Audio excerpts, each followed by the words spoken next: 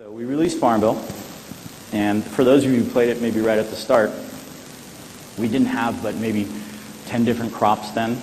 There was no animals, there was a couple of buildings. Actually, there was no monetization inside of it either, right?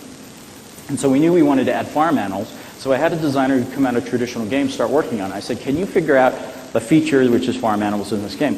He came back with animals, they had their own buildings, they had their own resources you could harvest from them.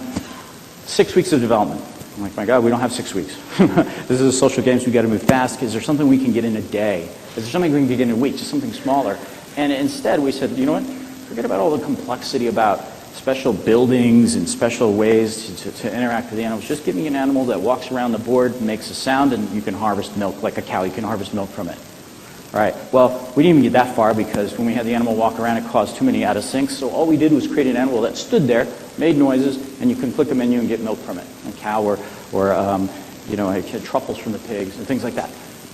We got so much fun out of that simple version of animals. It was surprising and also very fun because people loved that. It was charming, it was simple, they got it. Was anybody worried this thing's not walking around? No. Was anybody worried there was not a barn where you put your cow if you wanted to get milk from it? No, they weren't. We got a lot of fun. It was months that we were able to get the good fun out of those basic features. Now, of course, later we did do, you know, the dairy barn, the horse stable, and, you know, the pigsty and all those kind of things. But just remember that as you're doing it. Just keep it really simple and get the obvious fun out of it. Okay, I'm going to talk about something called the core loop. And the real question is, what is a core loop and why should you care? Well, in kind of designer speak, it's the core compulsion that players enjoy and want to come back to. All right?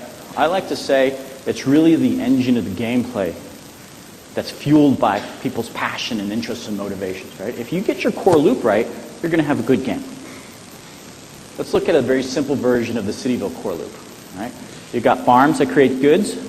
You put them into businesses, they generate coins, you can buy more houses, increases your population, which unlocks more things, so you get more businesses, more coins, buy more plots, whatever. You're just going to grow your whole game that way.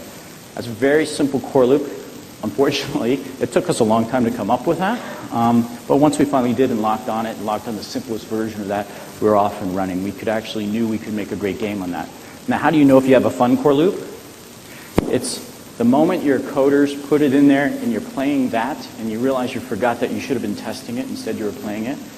People love to play a good core loop even if there's no game around it, even if there's no score that's to be kept. So it's a very good indicator if you've got people saying, wow, I love this game, and you're going, it's not even a game yet. Right? What we did, once you have the core loop, you can start adding layers to it. So for example, it's time to add the social layer to it. And we look at farms, they give you goods. Well, trains give you goods too, but they come from your friends. All right?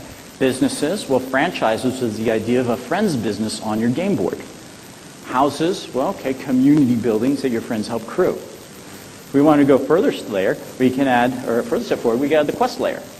This ties to all the components that we already put in place. If we go to another layer, we can have an elder game, right? Factories, right? Which use super goods and generate more coins. We've got malls to hold businesses, and of course landmarks from around the world. That's great things for people to add onto the game board.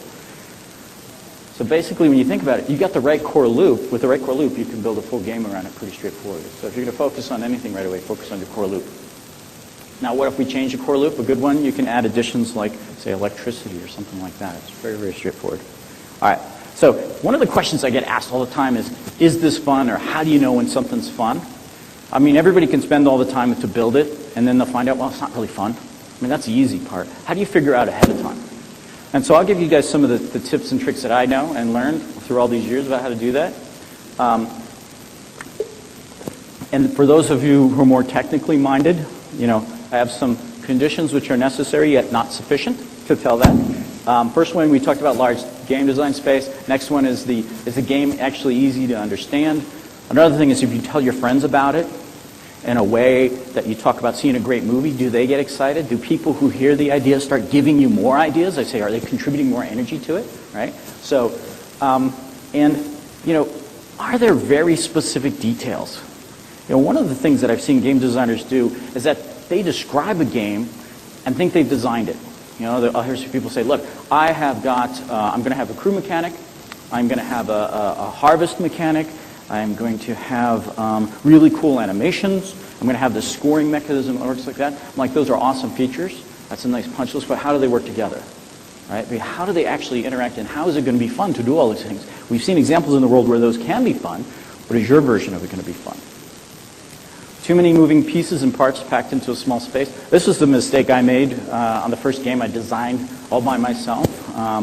Didn't do very well. It was terrible, but I was fortunate enough that I had a great group of mentors who actually gave me feedback. I made an arcade shooter for the PlayStation 1, and basically it seemed like all the action that I now know could be spread over 3 or 4 levels, maybe 5 levels, happened in the first 2 minutes. I was so frantic about making sure it was interesting for the player and putting stuff in their face and giving them a challenge to shoot it and kill it or be killed.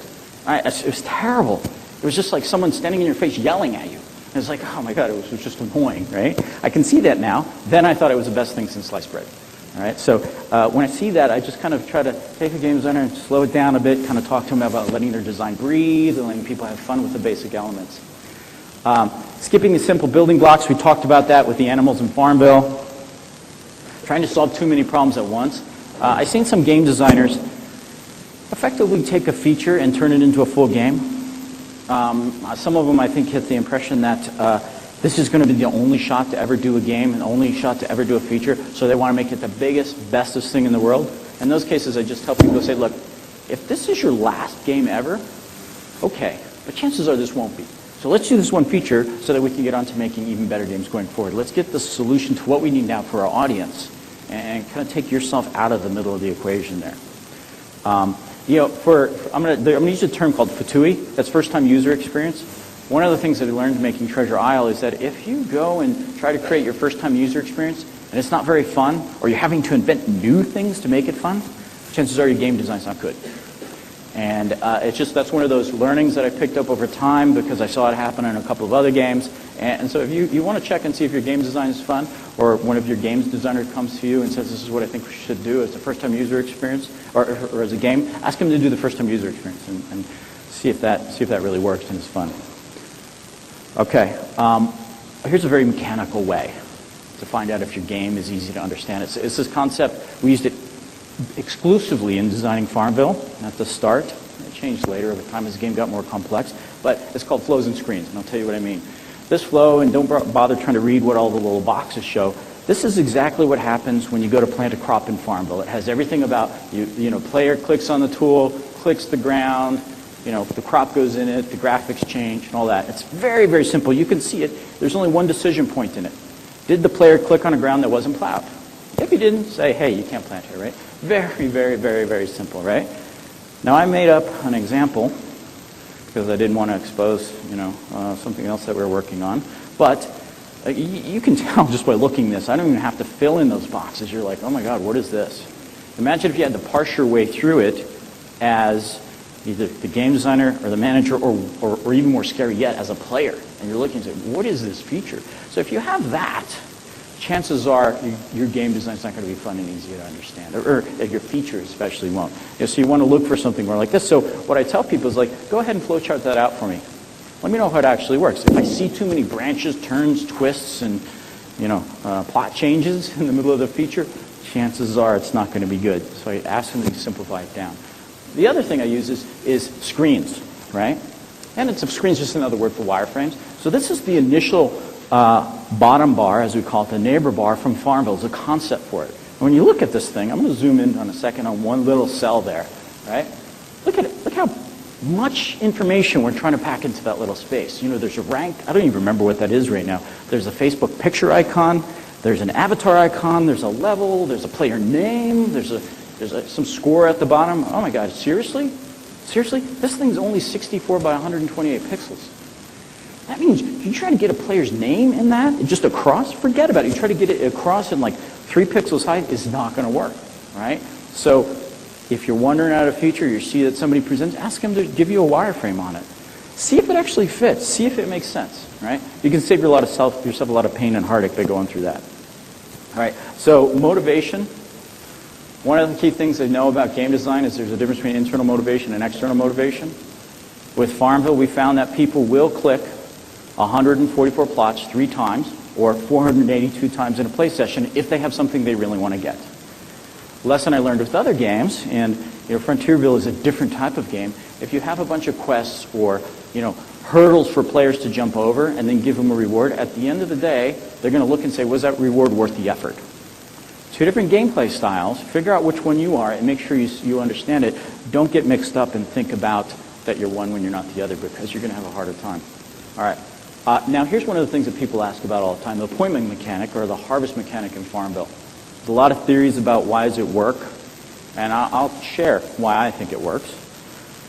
It taps into one of the fundamentals of game making, which says, if when the player is playing your game and they have a fall or have an error or aren't as successful as they want to be, if they blame themselves and not the game, that's a good gameplay mechanic, right? So with the harvest and planning and the appointment mechanic on Farmville, what we found out was that it's very easy to do. You plant all the crops and you say, I'm going to come back in 8 hours and get in and harvest these pumpkins. Life gets in the way, right? 12, 16, 24 hours later, you look up and say, my gosh, I forgot my pumpkins. You come back and it's withered. And you go, whose fault is it? It's mine. I didn't come back. All I had to do is just come back. How simple is that? Just come back. And so they start doing things like, I'm going to set my alarm next time. So they set their alarm clock for 8 hours later so that they come back and do it. Some people set their alarm for like 3 in the morning so that they wake up, harvest their crops, and then do it. That's a very powerful mechanic. Besides people taking ownership for their own gameplay, the other thing it does is it has people thinking about your game the whole time, even if they're not playing it, right? If you have one wither event on your crops, on your pumpkins, you plant the next round, you're going to look at your watch. Okay, I got 6 more hours, I'm good.